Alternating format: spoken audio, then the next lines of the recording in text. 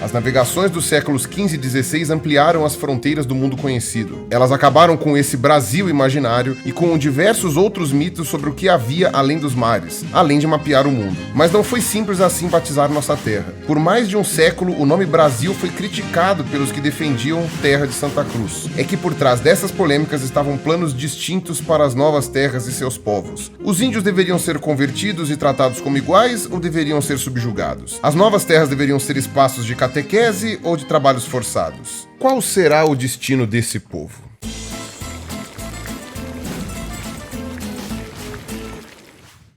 Segundo Pero Vaz de Caminha, foi no dia 21 de abril de 1500 que sua expedição avistou as terras. No dia seguinte já dava para ver um monte alto e redondo que os navegadores deram o nome de Monte Pascoal, porque foi descoberto na Páscoa. Já a terra como um todo foi batizada de Terra de Veracruz em 22 de abril de 1500.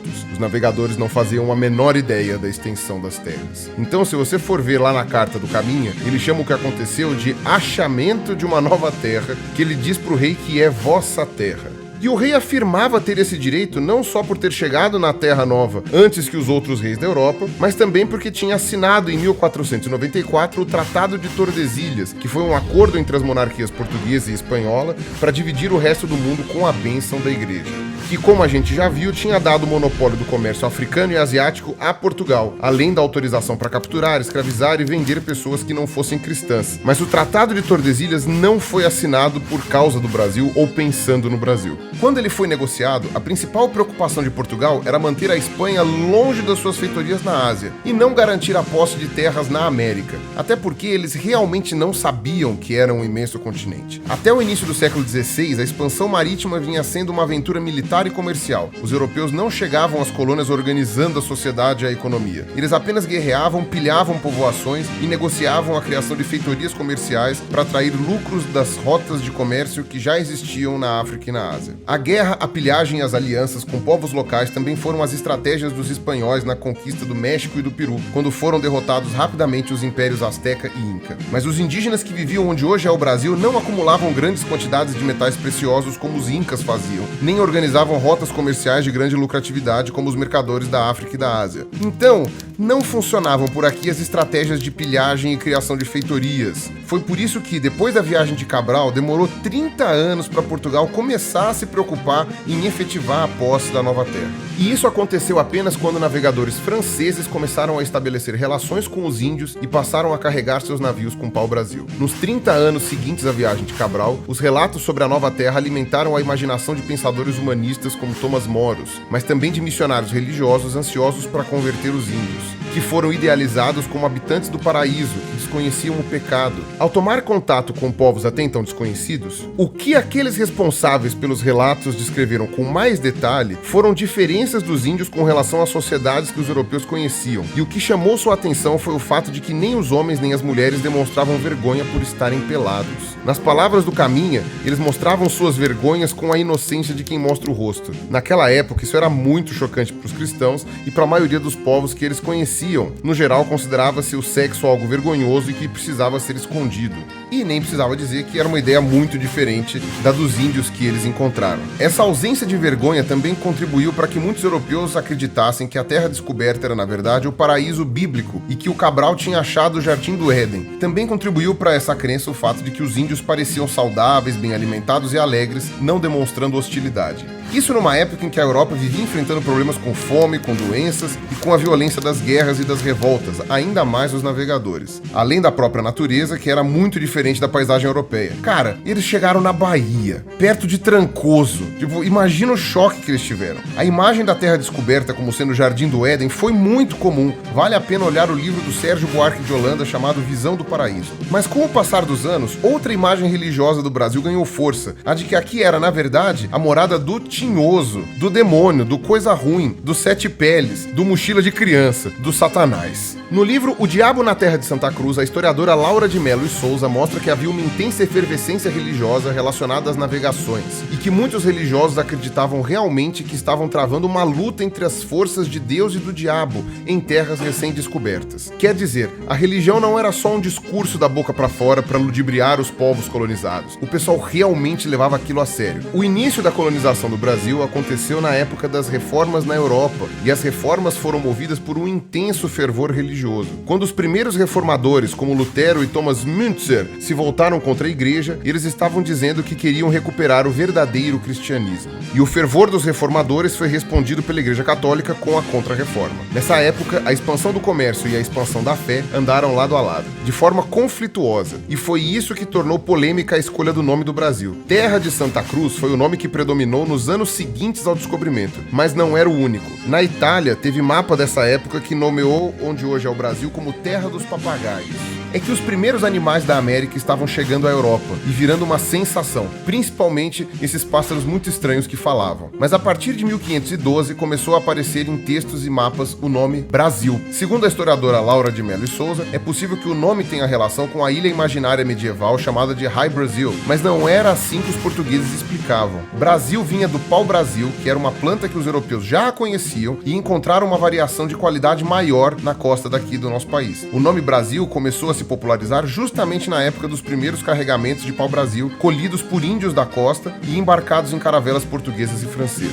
As toras eram levadas a diferentes portos europeus, em especial os da Holanda, em que eram transformadas em tinta num processo artesanal que queria mão de obra pesada. Esse é o antigo presídio de Raspos, em Amsterdã, que foi a primeira instituição do tipo a adotar os trabalhos forçados na Europa moderna. E esse trabalho era justamente transformar em tinta as toras que chegavam das caravelas. O portão desse presídio tinha a inscrição castigatio, correção em latim, e a representação em baixo relevo de prisioneiros acorrentados e de uma carroça cheia de pau-brasil, puxada por animais ferozes que rugem com as chicotadas do carroceiro. A tinta produzida ali tingia tecidos que alimentavam o consumo de luxo no continente. Com as novas terras sendo chamadas de Brasil graças ao sucesso desse negócio, logo começaram as críticas, pois para muitas pessoas usar esse nome era dizer que aquela terra não era de Santa Cruz, e sim do business português. Construíram duas imagens opostas do Brasil: a de paraíso terrestre, que foi finalmente encontrado, e a de terra dominada pelo demo, onde Cabral até tentou fincar uma cruz da religião, mas a ambição pelo pau-brasil acabou vencendo.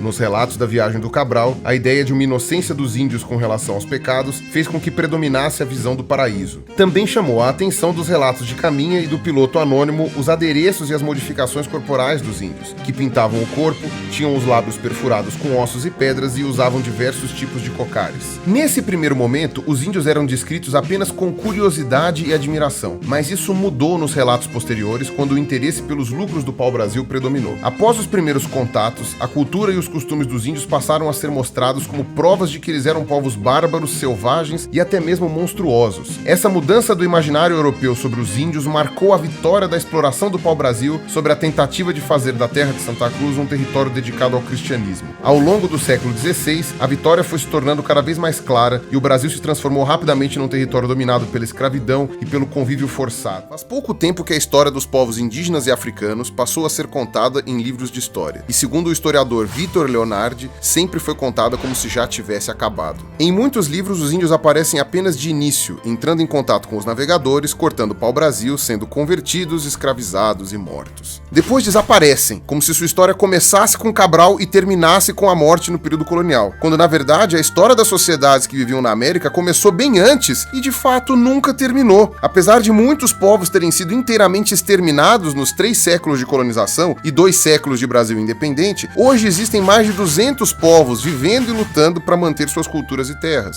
Durante a formação do Brasil, eles viveram suas próprias histórias, alguns afastados, outros próximos aos brancos. Nos primeiros tempos de presença europeia, não eram muitas as regiões totalmente desabitadas do continente, mas o contato foi feito primeiro no litoral, provocando epidemias e a destruição de suas formas de vida material para trabalharem com os colonizadores. Com isso vinha a fome, já que não se plantava, colhia e caçava como antes, e vinha também a destruição de seus laços sociais, étnicos, familiares e comunitários. Os portugueses adotaram aqui a mesma estratégia que vinham desenvolvendo na África e na Ásia, a de estabelecer alianças com alguns povos e guerreando contra outros. A empresa colonial era tanto comercial quanto militar, onde quer que fosse. Guerra, negociação e disputa por mercados era o que a movia pelo mundo. Para alguns povos, estabelecer alianças com eles era uma maneira de tentar sobreviver nas novas condições que o colonialismo trouxe para suas vidas. Não seria sacanagem com os outros índios, pois a própria ideia de que todo mundo que vivia na América antes dos europeus era índio só existia cabia na cabeça dos brancos. Não havia ainda uma identidade entre todos os índios e não fazia sentido a ideia de que todos deveriam se unir. Eram muitos os povos com línguas, culturas, tradições e guerras com povos vizinhos e rivalidades. Isso dos dois lados do oceano, pois era bem assim que rolava na África também. Mas, ainda que houvesse similaridades, também havia diferenças gritantes entre a colonização da África e da América. Na América, houve um despovoamento por doenças muito mais devastador, pois a população não tinha imunidade a micro-organismos já conhecidos no Velho Mundo, Europa, África e Ásia. Além disso, na parte onde hoje é Brasil, não havia grandes impérios, como no México, e os nossos índios não tinham reis, estados ou grandes exércitos. Segundo o antropólogo Pierre Clastres, não é que eles não conheciam o Estado e a divisão das pessoas em estratos sociais diferentes. Só que eles, na verdade, tinham formas de organização social que impediam a concentração de poder e a formação do Estado, que é uma ideia que eles conheciam muito bem, mas evitavam, e não existia nada como a escravidão por aqui. Agora, muitos povos da África já tinham uma história bem diferente. Lá não teve tanto despovoamento por doenças e muitos impérios continuaram fortes e organizados, se aliando ou resistindo aos brancos por séculos. Lá já existiam estados com divisão em estratos sociais e instituições parecidas com a escravidão e colonização. Isso desde a antiguidade, por parte de árabes, europeus e de diversos impérios que se sucederam tanto em torno do Mediterrâneo quanto ao sul do Saara. Mas novamente, não era sacanagem, pois não havia a ideia de que todos os negros pertenciam ao mesmo povo. A união de todos os negros contra os colonizadores brancos só foi possível na África depois de séculos, quando os jovens de diferentes grupos étnicos passaram a conviver e a conhecer como pensavam os dominadores. No início do tráfico negreiro, alguns povos da África se aliaram a colonizadores europeus, assim como havia povos que se aliavam aos árabes, indianos e assim por diante. Ao se aliarem aos navegadores que buscavam novos mercados, reis locais se tornaram agentes da colonização e da escravização de outros povos. Mas a escravização e o tráfico de escravos para a América por parte dos colonizadores europeus não foi uma mera continuidade com relação ao que já existia na África. A empresa colonial europeia era fruto de uma aliança de reis e investidores que, por via de armas e negociações, avançaram cada vez mais longe na conquista de mercados. Os portugueses saíram na frente e conquistaram mercados de ouro, marfim, temperos e drogas da África e da Ásia. Como era uma empresa, tudo que podia ser lucrativo interessava. E eles entraram em contato com pequenos mercados locais de pessoas escravizadas e ganharam esses mercados, seja controlando diretamente, seja conseguindo a aliança de líderes de povos da África. Com isso, o que era um detalhe na história africana se tornou um grande negócio mundial e provocou o despovoamento e a ruína de diversas regiões africanas. Hoje, os dados sobre o tráfico negreiro estão organizados e disponíveis para consulta no site www.slavevoyages.org. Entre os séculos 16 e 19, mais de 12 milhões de pessoas foram capturadas e levadas em barcos para ser vendidas como mercadorias e, pasme, quase a metade dessas pessoas tiveram como destino final o Brasil. Vieram 5 milhões e meio de embarcados para cá, mais de 12 vezes o número de embarcados para as colônias inglesas, que se tornaram os Estados Unidos da América. O Brasil foi de longe o país que mais praticou o tráfico negreiro e a escravidão moderna em sua história. Desde o século 17, mercadores brasileiros controlavam portos de embarque na África e eram responsáveis por expandir os negócios. Isso porque os portugueses fizeram da África e do Brasil partes que se complementavam economicamente. Até então, o movimento de expansão global se baseou na pilhagem e na conquista das rotas comerciais, mas depois do descobrimento do Brasil, as coisas mudaram de figura. O primeiro lugar econômico ocupado pelo Brasil foi a obtenção de algumas plantas e animais pelo escambo com os índios, algo parecido com o que faziam na África. Com a ameaça de concorrência da França e da Espanha, Portugal passou a colonizar efetivamente o Brasil. O escambo não dava tanto retorno e a solução econômica que os portugueses deram permitia lucrar duplamente. Na África, pessoas eram escravizadas e transformadas em mercadorias a ser vendidas na América para produzir mercadorias de luxo que eram vendidas na Europa. Mas, para entender o papel dos índios e dos negros, não podemos nos restringir aos trabalhos forçados. Ao fazer isso, os negros aparecem apenas como mão de obra e não como pessoas que tinham suas próprias histórias e formas de se relacionar com a sociedade dominada pelos europeus. Segundo a historiadora Beatriz Nascimento, por muito tempo a história negligenciou a trajetória dos negros, reduzindo sua existência à escravidão. Para não cair nesses erros, vamos olhar o que estudos recentes dizem sobre a história, mentalidade e a vida social, política e econômica desses diferentes povos que foram forçados a conviver durante a formação do Brasil. Aos olhos dos nativos, a chegada dos europeus foi algo parecido com a imagem que temos do fim dos tempos. Até porque tudo mudou. Não existem dados suficientes para sabermos o número de pessoas que viviam na América, mas é possível estimar o tamanho da tragédia. Calcula-se que no México, a população indígena passou de 22 milhões para 6 milhões em pouco mais de 30 anos, e foi diminuindo até chegar a menos de 1 milhão. Em muitas regiões, os sobreviventes viram mais de 90% da população morrer, os seus parentes, seus líderes e os responsáveis por seus cultos religiosos. Na ilha de Hispaniola, hoje Haiti e República Dominicana, toda a população foi dizimada. Na atual Colômbia, estima-se que 4 em cada 5 índios morreram no primeiro século de contato. As explicações da catástrofe vivida pelos índios durante esse período podem ser divididas em 3 conjuntos. Primeiro, aquela que foi a principal causa direta das mortes, as doenças até então desconhecidas na América. Foi a varíola que matou o herdeiro do imperador azteca e também o imperador inca, facilitando o trabalho dos militares que derrubaram esses impérios e estabeleceram o poder espanhol. Segundo, a guerra, a escravização e a dominação. A empresa colonial era melhor armada e contava com tecnologias e estratégias de guerra muito superiores àquelas dos nativos. Por fim, o terceiro conjunto de causas da grande tragédia indígena foi a destruição das suas formas de organização política, religiosa, cultural e material.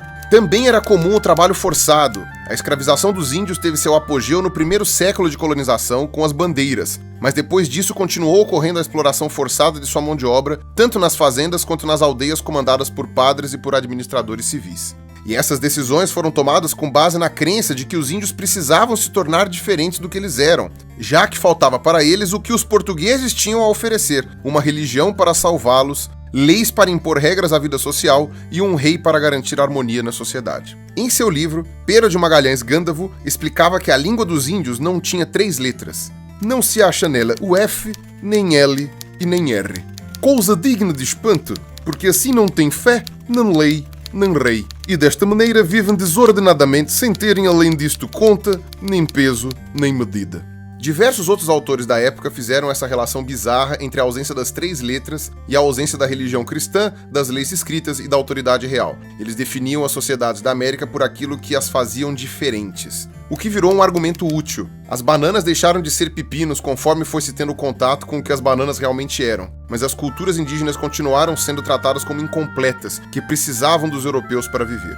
Até o descobrimento era tido normalmente como uma intervenção de Deus, que levou os portugueses a encontrarem os índios para dá-los fé, lei e rei. Os termos usados para definir as pessoas que encontravam na América ajudam a entender como foi que a cultura dos índios foi interpretada. A palavra índio começou a ser usada porque, nos primeiros contatos, os navegadores espanhóis achavam que tinham chegado em algum lugar da Índia. Quer dizer, os europeus eram cristãos e definiam os índios como pagãos, termo usado desde a antiguidade para definir povos que não cultuavam o seu Deus. Os europeus viam sua sociedade como sendo civilizada, por contar com leis escritas e com instituições políticas, e definiam os índios como bárbaros. Também houve tentativas de definir as instituições dos índios de maneira nova. Por exemplo, quando os espanhóis entraram em contato com os povos do Caribe que não tinham reis. O que eles tinham eram líderes locais bem menos poderosos, os caciques. E bom, daí pra frente, todos os líderes indígenas do universo viraram caciques. Com a chegada dos missionários, houve um reforço para conhecer a cultura dos índios, mas sempre partindo da ideia de que a sua cultura era ruim e de que, para melhorar, ela precisaria do cristianismo, de leis escritas e da autoridade de um rei. Como o poder colonial era culturalmente europeu, as interpretações que serviam para inferiorizar a cultura dos índios se consolidaram em leis e costumes que produziram algumas das formas de racismo que persistem até hoje no país. Além disso, os europeus não faziam ideia da diversidade de povos que viviam aqui, e quando começaram a diferenciá-los, os critérios que usaram foi o de distinguir quem eram os possíveis aliados e quem eram os inimigos. Como suas primeiras alianças foram com tupinambás, tupiniquins e outros povos de língua tupi, os portugueses denominaram tupis, os índios amigáveis,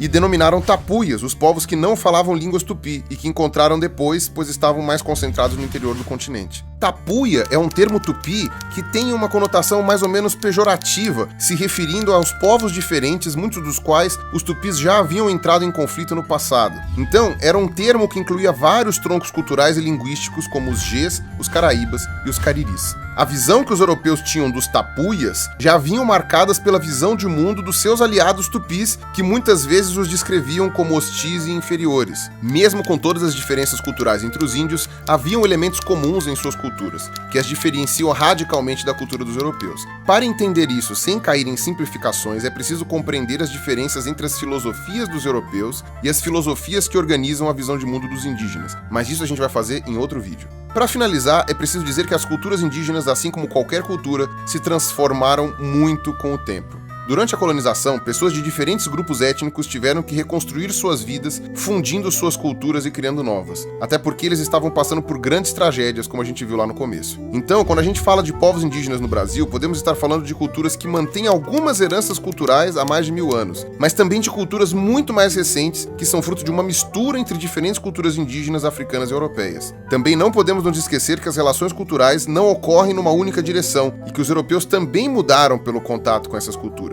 E sem os conhecimentos dos índios, a colonização do interior do continente teria sido muito mais difícil. Em Caminhos e Fronteiras, o historiador Sérgio Buarque de Holanda descreveu como os portugueses aprenderam as formas de viver e as estratégias de luta dos índios, e dessa forma conseguiram expandir seu domínio para o interior. Em São Paulo e em diversas outras regiões do Brasil colonial, por muito tempo a língua mais falada, inclusive pelas autoridades, era a língua geral, que era uma língua de origem tupi. Então muitas dessas trocas ocorreram e mudaram os alicerces sociais desses povos em convívio. E muito mais pode ser dito disso e de suas consequências, mas só no próximo vídeo. Tá certo? Então, novamente eu agradeço vocês aí pela audiência, tá? De novo, tô aqui ajudando nessa série aqui o canal Revisão. Se você gosta do trabalho do canal Revisão, você pode colaborar com o crowdfunding, né, do apoia.se/canal Revisão. E não se esqueça de acompanhar o Revisão no Twitter, no Instagram, no Facebook, em todas as redes sociais, vão estar colocados aqui embaixo, bem como o meu humilde canal. Tá certo? Então é isso aí, um abraço pra vocês e até a próxima.